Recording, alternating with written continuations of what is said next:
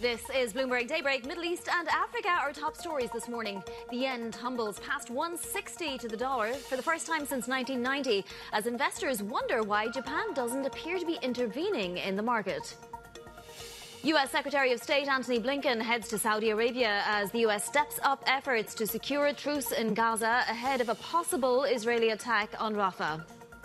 We'll be live in Riyadh as those talks begin and as the World Economic Forum holds a special meeting, hearing from senior government officials. It's just gone 8 a.m. across the Emirates. I'm Bonnie Quinn here in Dubai, and let's have a look at how we're shaping up for the Monday session. The rally in full swing, it would appear, and looks to be continuing, with futures in the US pointed higher in the very early going. We are, of course, seeing that earnings and tech-driven rally bleed over into the Asian session today. That, of course, with a rebound in property stocks, it really just has this rally in full swing. The Treasury market is not open for cash trading just yet, but we are just below the 5% mark. Don't forget, we have the all-important FOMC this week, at which we'll likely not learn anything about rates or hikes or cuts, but we will definitely get more of an impression of what Fed Chair Jay Powell is thinking. And then Brent crude is lower. We're down now below $89 a barrel on the idea that there might just be some kind of movement forward in the Israel-Hamas war.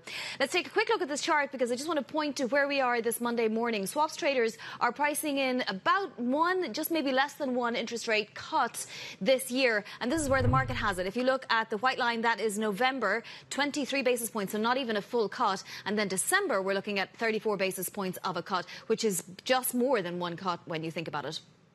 We do have some breaking news now. Bloomberg has learned that Tesla is set to clear a key hurdle to introduce its advanced assisted driving features in China. It's going to partner with Baidu in mapping and navigation functions, according to a person familiar with the matter.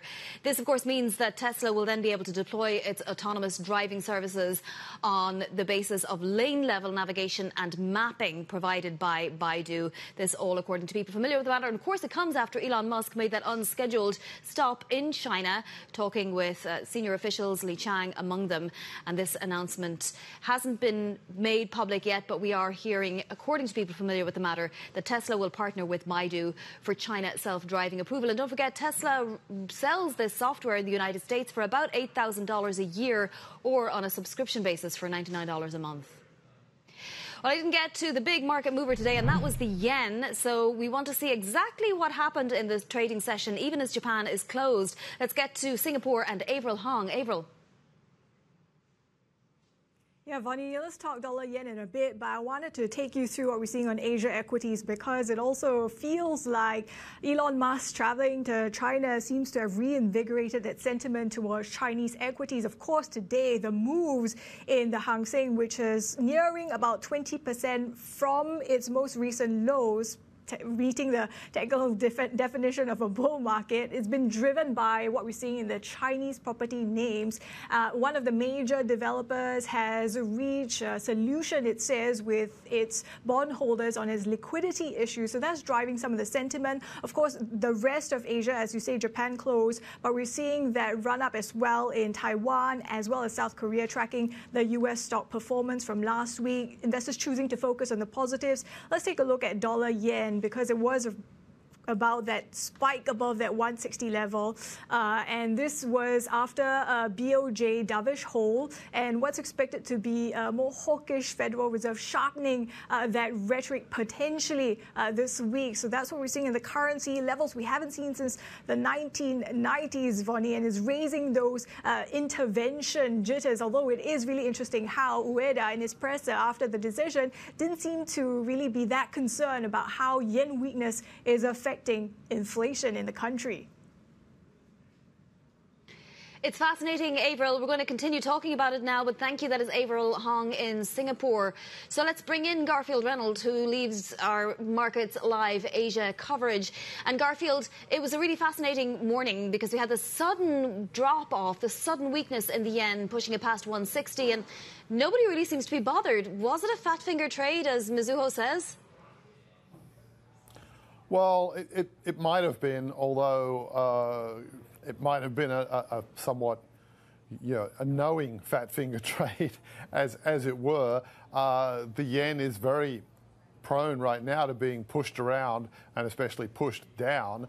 I thought it was fascinating. Even if you exclude the so-called fat finger, the yen was already declining and has stayed, fairly weak today, even on a day when the rest of the developed market currency complex is gaining against the US dollar amid optimism about the potential for a little bit less tension out of the Middle East. Oil is dropping, gold is dropping.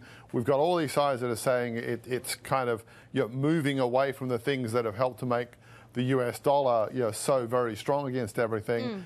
And yet the yen fell. So I think that's reflective of the extreme hit to anybody who was left in the yen bull camp, or even you could say to those who are in the cautious yen bear camp, by the combination of a dovish BOJ, one that wasn't concerned about the currency. There was no ambush on the intervention front after, unlike the last time there was intervention. And of course we had all of those US data points just ramming home the idea, as you were mentioning at the top, that it's not anymore a question of how many rate cuts this year, but a question of whether there will be any at all when it comes to the Fed. Garfield, thank you so much. A fascinating morning already. We're just getting started. That's Garfield Reynolds, who leads the Markets Live Asia team. Well, as Garfield alluded to there, it is a big week for economic data, with the Fed as the main focus as it hands down its next policy decision, followed, of course, by the release of the jobs prints Friday. And this all comes after the hot inflation prints in the United States at the end of last week. IMF Managing Director Kristalina Georgieva says cuts are not off the table yet. For the U.S., the path towards cutting interest rates, in our view, in the view of the IMF, still remains open. We still think that we would enter 2025 in the US with inflation finally down to target. Even with the start of interest rate cuts, it doesn't mean interest rates would fall down to where they were before the pandemic. So strong fiscal position, good management in all countries is a necessity.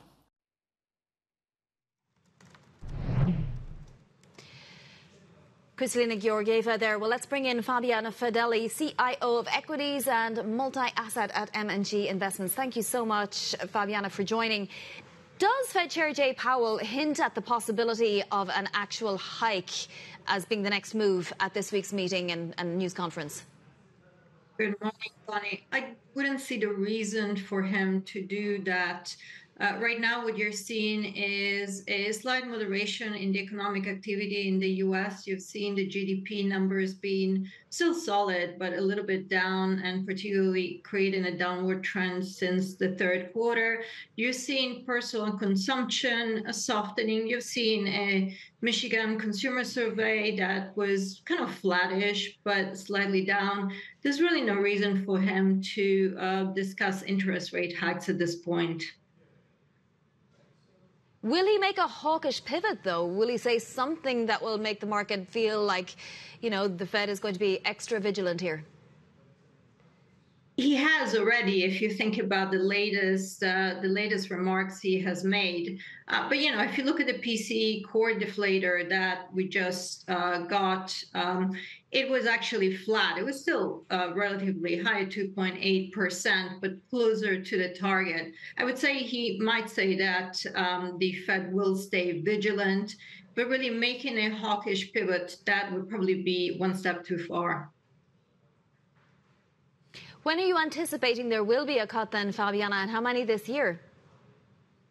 That's the $60,000 question. Most likely we're going to see some cuts towards the very end of the year. How many and also by what degree, it will really depend on what happens to the economy, if there is any further softening. For now, we're looking at 1 or 2 between November and December. But again, we'll have to look at the core inflation data and also how the economy continues to march along. And of course, jobs data Friday. Well, you point out that even though rates might be at peaks, this isn't the time to get into indices. Why not, Fabiana? It appears that all is well. Well, Bunny, if you look at what has happened last year, particularly with the U.S. large indices, think about the S&P 500, they've been really driven by 7 stocks. Of those stocks right now, only one, NVIDIA, is in the top 10 performing stocks in the world. And you have seen the S&P actually underperforming versus global indices since the beginning of the month. And that is because the stocks, once they move, they're so large, they actually take the index with them. There's a lot of interest in opportunity in the US market, but I would really try to look at stocks from an idiosyncratic point of view. Well, that being said, you've already decided that it's time to be a little bit selective on China, and you've been adding to your portfolios there. Today, at least, it looks like you've been absolutely right. It does seem like the property stocks are at least taking a leg higher. Does that last, Fabiana? Are we sort of over with the property crisis? Bunny, that is an excellent question. So we're not necessarily over with the property crisis, but a lot of it is already discounted in valuations. We increased our exposure to China very early this year. China is already up about 20%. So I would say a lot of that tactical trade is probably already done. There's a little bit of it left on the table, but China continues to be a great structural trade. But again, for that, you have to be selective. You think that the whole China trade is already done, Fabiana? So there's not a sort of a structural rebound underway in China? Look, we already have a 20% rebound in the HSCI, and it has outperformed indices in the rest of the world. There's still some of it, but again, from here on, I would get a little bit more selective on the stocks that I choose. Right. Well, what about the United Kingdom? Because that's another area that I know you feel is oversold. Is it okay to get in now, or should we wait a little longer? Look, we like the UK market, and apparently we're not the only ones. One of the phenomena that we've seen recently is that a lot of companies have started bidding for UK-listed stocks, and that is because many of them are still on solid grounds in terms of fundamentals and oversold. Again, exposure to some of the largest companies which have international exposure and are trading at large valuation discounts versus their peers elsewhere in the world, that remains a very good place where to be. All right, Fabiana, thank you so much. Fabiana Fedeli, CIO of Equities and Multi-Asset at M&G Investments. Much appreciate your time today. Still ahead, hear why Arkham Capital says higher for longer rates offer support to UAE and Saudi corporates. More on Arkham's outlook later in the hour. But up next, the US stepping up its efforts to secure a truce in Gaza as Antony Blinken prepares to meet with Saudi and Turkish officials. We're live to Riyadh next. This is Bloomberg.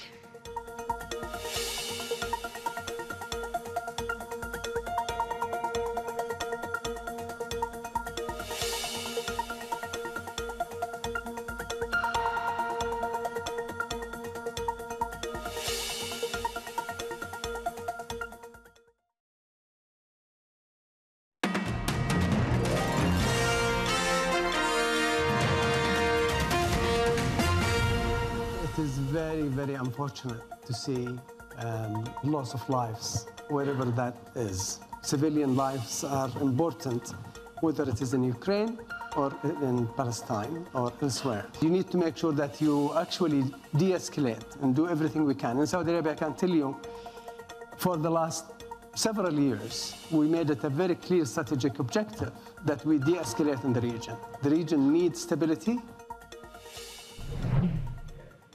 Saudi Arabian Finance Minister Mohammed Al-Jadaan on the Israel-Hamas war in Gaza. U.S. Secretary of State Antony Blinken, meanwhile, has arrived in Saudi Arabia as Washington steps up efforts to secure a truce in Gaza. His visit comes as the World Economic Forum begins in Riyadh amid rising geopolitical tensions. Let's bring in now Bloomberg's Jumana Bersetti in the Saudi capital and Bloomberg's Onur Ant, who is in Istanbul. Jumana, let me start with you. So Antony Blinken back in the region for ceasefire talks. What can we expect concretely? That's right. Good morning, Vonnie. The Secretary of State, Anthony Blinken, is reported to have landed in Riyadh. And of course, this is all happening at the sidelines of this WEF special summit in Riyadh. The focus of the summit was supposed to be on energy cooperation and growth, but we found out towards the end of the last week that a side set of discussions was also going to take place to discuss the future of Gaza. Now, what we do know is the Secretary of State has a number of meetings set up. He's going to be meeting with the Saudi foreign minister at around 11:15 local time. He's also going to be sitting down for a fireside chat with the WEF president, Borja Brenda, at 12:30 p.m. local. Later, he's also expected to have meetings with various heads of state, leaders of some of these countries, in addition to Mahmoud Abbas himself from the Palestinian Authority, the president of Palestine. So something to bear in mind there. And of course, the backdrop is the discussion of the fate of Gaza. Key here is the U.S. are really pushing to implement a truce in Gaza. Lots of questions about what that means for hostages exchange. We understand from our reporting that there's still a lot of daylight between Hamas and Israel in terms of what that hostage exchange looks like, and also the fate of Gaza once this offensive is over. What is also at stake is the U.S. are exercising a lot of pressure right now on convincing Israel to not go for this widely anticipated attack in Rafah. Yesterday, the Palestinian leader Mahmoud Abbas was saying at the WEF that it is only the U.S. who can convince Israel to not go for the offensive. This is why these talks are so important, because if they manage to come to some form of an agreement, it would mean that this attack on Rafah would not take place. But of course, longer term, again, questions about what happens to Gaza, who governs Gaza, and what the future of Gaza is going to look like in terms of reconstruction. So this is a high-stakes sidelines meeting also taking place at the WEF. Absolutely, and we're expecting a Hamas response today, at least, on that proposal about the hostages and the ceasefire. So, Onur, what's at stake if these talks do fail? We have many, many more people in the region now than we were anticipating.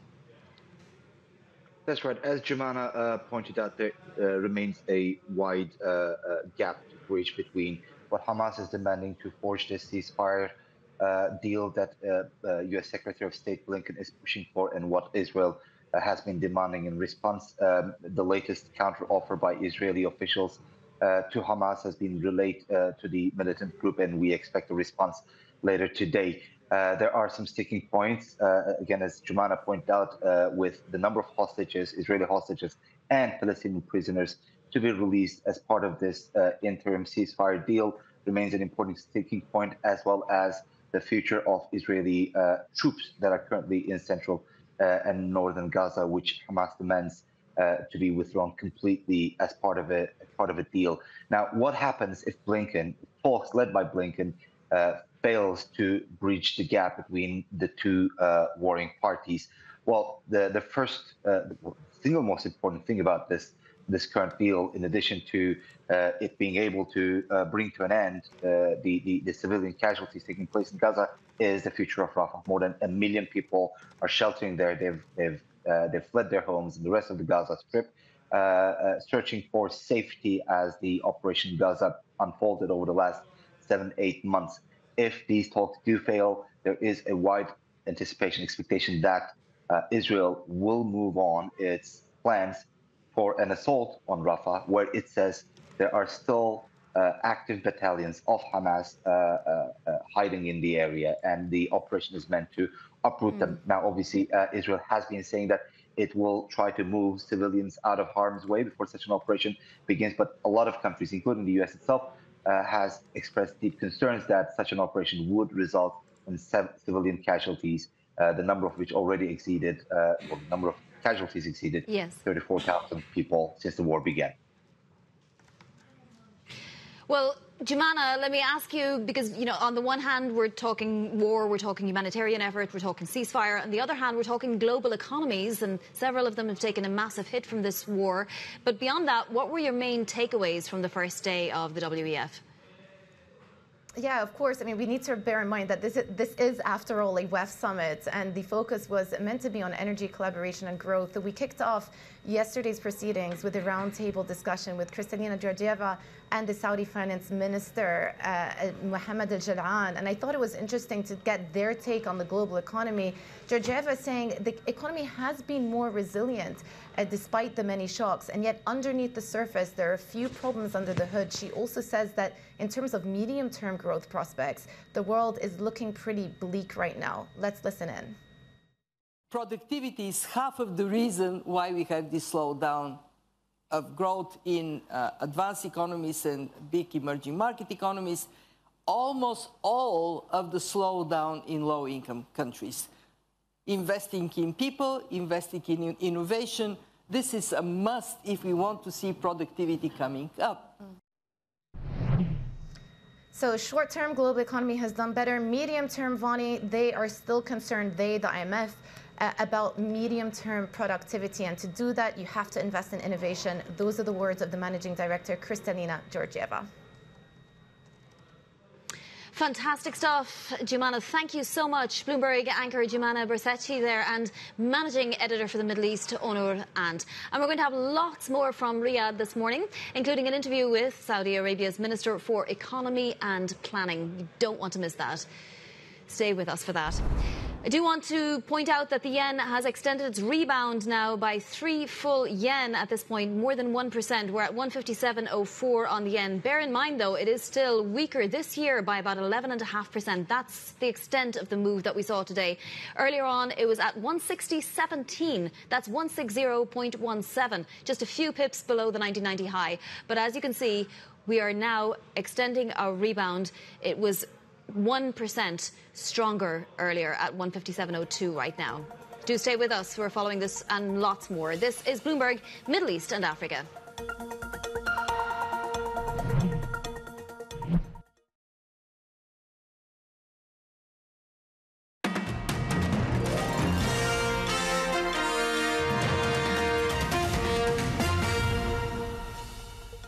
Let's take a look at how we are shaping up for the Monday session. This after a very volatile couple of weeks. We have U.S. equity index futures pointed higher, gains of about 1/4 to 1/3% at the open. This after Friday's big rally in the United States. Don't forget the S&P 500 was up 1%. The NASDAQ 100 rebounded. It was up nearly 1.7%. This after, of course, big tech earnings, mostly AI related, not Intel. That was the exception. And, of course, as it looks like the FOMC is going to have to get a little bit more hawkish, pushing out those potential rate cuts. Speaking of which, let's take a look at the yen, because we have serious volatility in this currency right now. We were above 160 earlier. Japan is on holiday, but obviously the yen is trading. We had potentially a fat finger trade, or maybe not, but certainly no huge alerts from the authorities. And we're back now again at 157.22.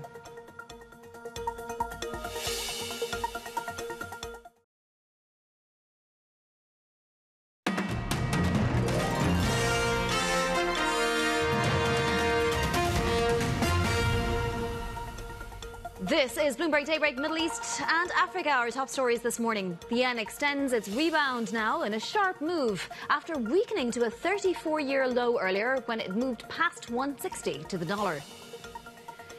Secretary of State Antony Blinken arrives in Saudi Arabia as the U.S. steps up efforts to secure a truce in Gaza ahead of a possible Israeli attack on Rafah.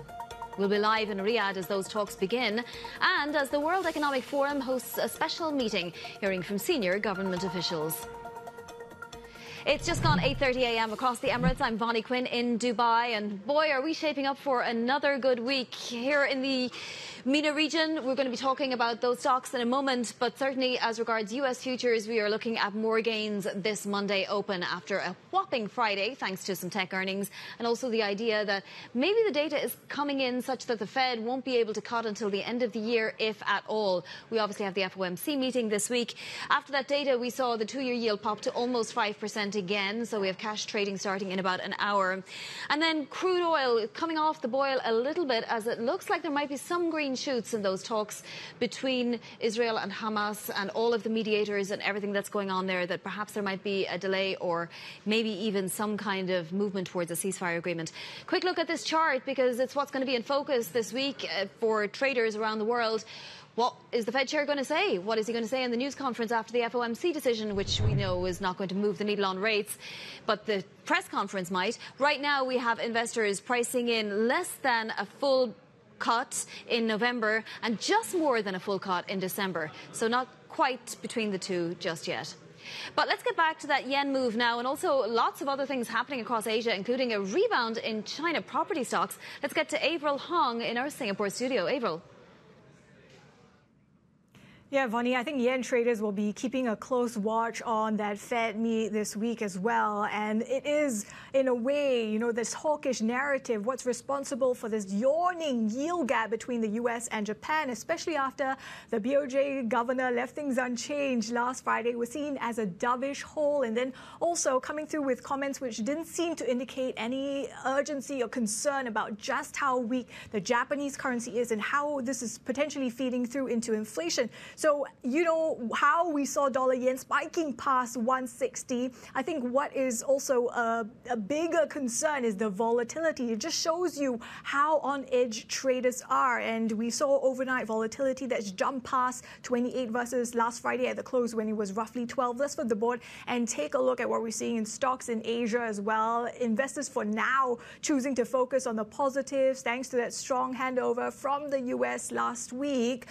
But note here, despite the gain today on the MSCI Asia Pacific, excluding Japan, which is of course closed, we're still headed for declines for the month, in a month that investors have been grappling with that higher for longer Fed narrative, but also geopolitical tensions, Vonnie.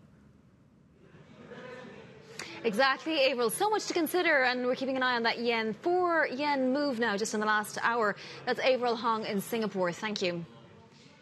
Saudi Arabian Finance Minister Mohammed Al-Jadaan is warning that geopolitics may be the single biggest concern right now for the world economy. Speaking to us at the WF meeting in Riyadh, he also discussed the kingdom's non-oil growth. Vision 2030 is about actually the non-oil GDP. And to the point of His Excellency about quality and quantity, Saudi Arabia is able, and was able last year, to make the growth 10% GDP. Literally. And I'm not exaggerating, okay? We produce 9 million barrels a day of oil last year. We could have actually put the accelerator on and produced 10. That will give us about 8% GDP growth. And we could have even accelerated more and produced 11. And that will give us 15% GDP growth. And if we wanted to accelerate more, we have the capacity to produce 12. 12, that's the maximum. And that will give us 25%. And I can make this year-on-year 10% for the next 5 years. But this is not a quality growth. This is quantity growth, okay? What is important for us is the non-oil GDP. The non-oil GDP has actually, even last year, when we saw our GDP, total GDP, almost flat, almost zero, actually non-oil GDP grew at 4.4%, which is very healthy compared to the world. So that is really the focus. Vision 2030 about empowering private sector, which is a point I missed on the first point you asked. Private sector enablement is key in any plans that you put forward. The government role is to be out of business. The government role is to make policies to enable the private sector, but not to actually do the business. It's the private sector business. And if you are able to do the right policy structure, you will enable the private sector. You will actually have sustainable, more inclusive growth. That's what Vision 2030 about, and I can tell you halfway now, we are actually very pleased. We are not complacent, but we are very pleased with what was achieved. That was Saudi's Finance Minister Mohammed Al Jadaan speaking to my colleague Jumana Bersetchi on the sidelines of the WEF in Riyadh, a panel there. Staying in the region, our next guest says growth remains robust in Saudi and liquidity remains sufficient, supported by the recent spike in oil prices. For more analysis, let's bring in Jaap Meijer, Managing Director and Head of Equities Research at Arcan Capital. So, Jaap, the outlook has been great for banks in the region in particular. We even had an upgrade from Moody's. Do you see that continuing even if the Fed has to stay higher for longer?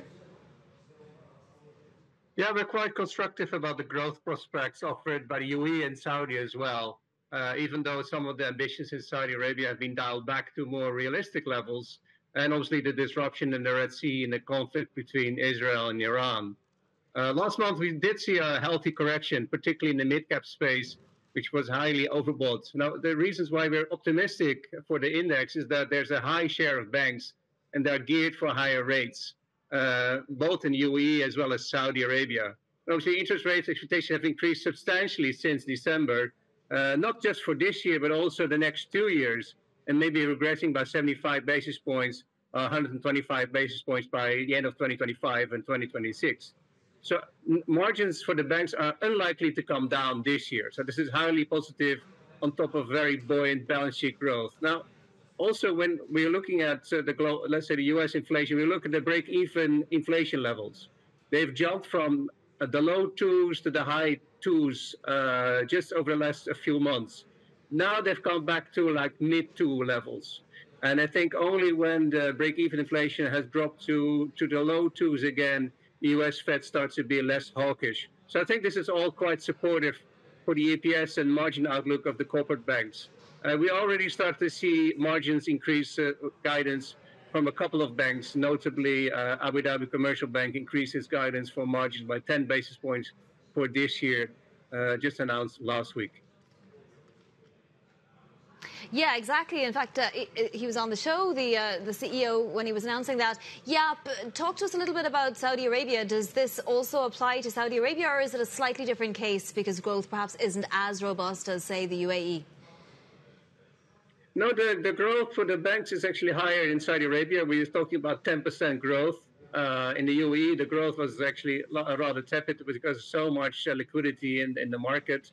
But we start to see a pickup in lending growth as well in the UAE, but still the Saudi Arabian market is offering higher growth. In fact, a lot of the UAE banks are active in the Saudi market because there's a lack of liquidity in the dollar space, in the dollar market. So ADCB, Emirates NBD, and First Abu Dhabi Bank are quite active in the Saudi market, and this is driving the growth for them. Yeah, I just meant growth in general. So what other areas of the economy do you like? Yeah, so there's a lot of opportunities in the market. So like, for example, you look at the aviation sector, we're playing that through the largest ground handling company with Saudi set to triple the aviation tourism contribution to the GDP from 3% to 10%. This is just not only Saudi Arabia, but also, for example, Dubai just announced the new terminal at Al Maktoum Airport costing $35 billion, right, to handle the sheer volumes of new aircraft coming through. Oil and gas services, despite the dial back of the plans to increase capacity in Saudi Arabia, is also quite lucrative, where we see significant growth for the likes of ADNOC Drilling and ADES. Infrastructure spending also set to increase. We play that, for example, to Riyadh Cables, where we see about 20% growth going forward. Healthcare is also super interesting, which we play to National Medical Care. They just got awarded a new contract, which is contributing 9% to their top line, and it was just announced last week. So there's a lot of growth, particularly in the Saudi market, but also we see excellent value in the UAE markets, particularly after the healthy correction we saw over the last month. Yeah, what about Egypt? Because we had a lot of good news recently, but Egypt has been struggling for a while. Is there value to be had there, perhaps? There is good value, but at the same time, we start to see a shift from equities to the fixed income space because the interest rates are in 25%, so they're offering very good returns, particularly in an environment where the pound is stable or potentially increasing from the current levels because it's well below the real effective exchange rate levels of 2016.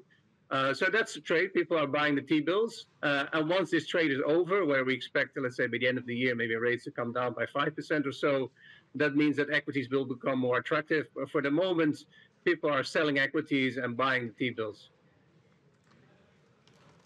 All right, Jaap, thank you so much for joining us this morning. Much appreciated. It is Jaap Meyer there, Managing Director and Head of Equities Research at Arkham Capital. Let's have a look at the yen, though, because we are continuing to see some crazy moves with that currency pair right now. We moved 4 yen just in the last few hours. So it is a holiday in Japan. There is thin trading. It is thin liquidity. But look at that move. We are below 156 right now. We were above 160 just a few hours ago. The last time we were close to that 1990 high was literally 1990. So today's high was 160.17. It was just a few pips below that. If we had happened to breach that high, we'd be looking back to the mid-80s for the next threshold. But we have seen a precipitous strengthening in the yen just in the last hour in particular. 4 yen of a move, and we're actually in the 155 handle range now. Let's take a look at expected volatility over the next 24 hours for what that can tell us. It is now at the highest of the year. So we have seen plenty of periods of volatility for the yen, but we are in one of those right now, that is for sure. Haven't heard anything from the authorities that suggests that there's any concern, but certainly there will be relief, at the very least, to see the yen rebounding once again, because authorities do not want to see that yen above 160, that's for sure. It presents a real headache, particularly in FOMC week. Plenty more still ahead. Do stay with us. This is Bloomberg Middle East and Africa.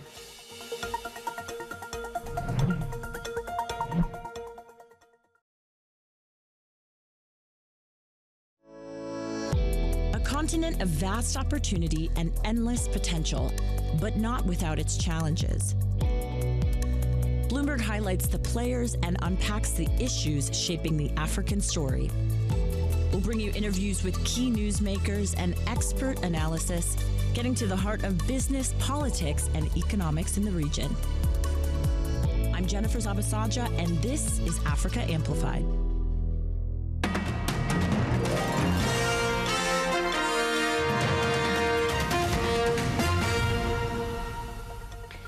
The Democratic Republic of Congo is questioning Apple over growing concerns about the use of conflict minerals in iPhones and other devices. For more, Bloomberg's Ondiro Oganga joins us now from Kigali. So, Ondiro, what's Apple's main concern here? Well, the DRC is coming off very strong, and they're saying that Apple's products such as iPhones and Macs have the blood of its people all over it, because Apple is purchasing blood minerals that are smuggled from DRC into Rwanda and then laundered into the global supply chain, you know. And they're saying because of this, they're losing up to $1 billion a year. And the minerals in question are the 3T, tantalum, tungsten, and tin. In its defense, Apple is addressing these allegations, and they're saying that since 2016, they've been auditing their supply chain, and they're reasonably confident that blood minerals are not in their ecosystem. Reasonably confident. OK. Well, what is the role of Rwanda in the minerals row? Because there's obviously a timing issue here. Rwanda is playing a role here, and also in the conflict in the Democratic Republic of Congo. Rwanda has been at the center of everything that's happening at DRC. They have been linked to the M23 rebels that have been expanding their territory since 2021, and they're now deeply rooted in the mineral-rich areas in DRC. We've seen countries like the United States coming out and condemning Rwanda's support of the rebels, saying they need to withdraw their forces and also their surface-to-air missiles that they say pose a real threat to civilians. However, the government of Rwanda has vehemently denied these allegations. The government spokesperson, Yolande Makolo, says they are not going to address these baseless allegations coming from a government that is working with defectors, and that is referring to DRC. It's going to get nasty, and Apple has 3 weeks to reply to these lawyers' questions. Ondiro, thank you so much for joining. Bloomberg's Ondiro Oganga in Kigali. Staying on mining, BHP is said to be considering making an improved proposal for Anglo American, which has operations across Africa, after its $39 billion bid was rejected. Let's get to Bloomberg Intelligence analyst Mohsen Croft in Sydney. So, Mohsen, this was a little bit anticipated, Anglo rejecting the deal, but, you know, now we have an improved offer potentially. How much improvement will Anglo want to see? Well, yes, so Anglo has described the deal as opportunistic. And we think there's probably a fair argument to say that the pre-offer valuation really didn't factor in both the strong run-up we've had in the copper price, but also the extremely positive fundamentals in the industry. So we're expecting both very good growth in the electric vehicles and the global power supply demand, but also there just isn't enough new copper supply really to make up for that strong demand growth. So we would definitely think that Anglo-American shareholders are going to be expecting some higher valuations in that respect. The other issue is really around the shareholder registry. So one of the preconditions for this deal that BHP put in place is that they want Anglo to spin off both Amplats, the PGM business, but also the Kumba, the iron ore business. And sure, the existing shareholder base, that may be fine for them to hold a diversified mining business like Anglo-American, but they may not be in a position to hold a pure-play platinum metals group business like Amplats. It could result in some selling pressure, and the existing shareholder base will be expected to be compensated for that.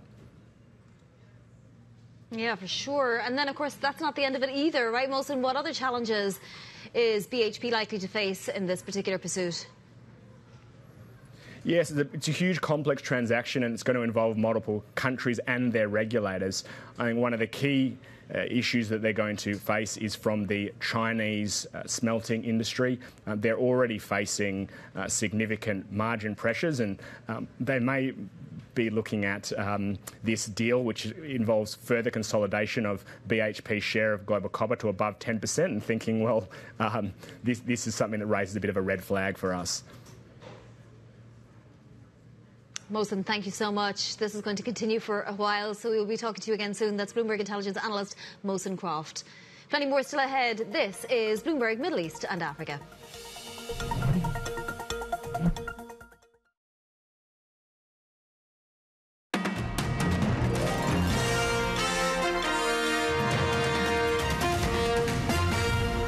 There is very little resistance. Trust is already there. We just need to build it in a way that makes sure that we safeguard the risks. Cybersecurity risk is a must, and it needs to be dealt with at the national level. And to counter cybersecurity risk, you need to continue to invest, you need to continue to collaborate, and you need to continue to train. With those three things, we've done it in the past. I think we should be able to manage these risks. Central Bank of Bahrain Governor Khalid Ibrahim Humaydan speaking there at the WEF panel in Riyadh on the adoption of central bank digital currencies. Bloomberg has learned that L'Occitane's billionaire owner Reinhold Geiger is close to making an offer to take the skincare company private. For more, let's bring in deals reporter Manuel Baigori. So, according to sources, Manuel, this deal may even be announced today. It's a fascinating deal. Why would he want to take L'Occitane private at this price? Exactly, Vonnie. I mean, we're just waiting for the final announcement on the take private offer from the chairman and owner of L'Occitane, Reinhold Geiger. As we've reported, I mean, you know, it's a good time for potentially